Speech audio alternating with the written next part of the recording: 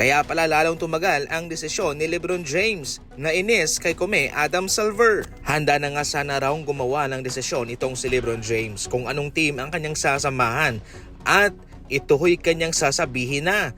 Pero ito ho'y naudlot nang magkomento si Kome Adam Silver mga idol na dapat madaliin daw ni LeBron ang kanyang desisyon dahil gusto pa niyang tapusin ang scheduling. Hindi naman to masyadong seryoso, pabiro lang, pero iba ang naging dating nito kay LeBron James at siya'y nainis.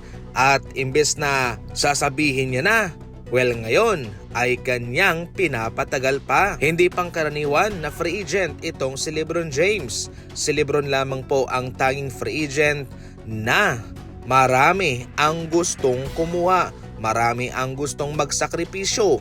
Yung iba nga ay hindi pa pumipirma sa kanilang bagong kontrata, free agent pa rin, di ba? Sina Draymond Green at James Harden dahil hinihintay nilang pareho si LeBron James. Definitely yung Nuggets nga ay hindi rin po sarado ang pintuan para sa kanya. Ang Minnesota, ganun din.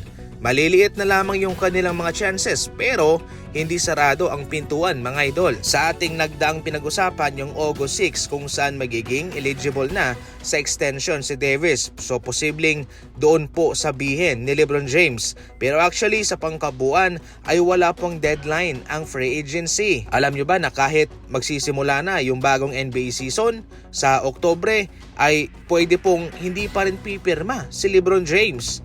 Ganyan po mga idol, wala pong deadline dyan. All throughout the season, pwedeng makapagpirma ang mga kupunan ng free agency. Yung pinaka-deadline lang talaga ay sa March 1. Yun lang po mga idol. Dahil dapat po nakapirma na para maging eligible na rin sila sa playoff.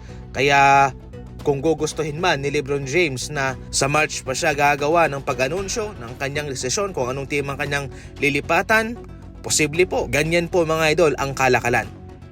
Tinatrabaho na sa ngayon ang posibleng pag-buyout kay D'Angelo Russell ng Memphis Grizzlies. Sa ngayon, ayaw po ng Memphis na gamitin pa itong si Russell.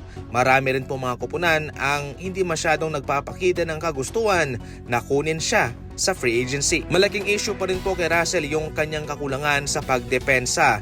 High volume scoring siya mga idol. Pero napaka-inconsistent naman kapag maginaw ang kanyang kamay. Nako, aabutin po ng iilang laban bago uminit ito. At itong si Russell ay kilala rin po na sa pagdating sa mga malalaking laban, especially sa playoff na. Nako, tiklop kagad ang kanyang mga kamay at hindi na maka-score na para bang dinadaga ang kanyang dibdib. Maraming beses na po itong nangyari sa Lakers. Sa regular season, mainit siya. Pero sa playoff, wala siyang naiambag na tulong. Sa NBA, kahit na hindi ka magaling umiscore, pero kung magaling kang dumepensa, mataas ang value mo. Pero kung inconsistent ka at hindi ka pa magaling bumantay, nako, wala ka talagang aasahan.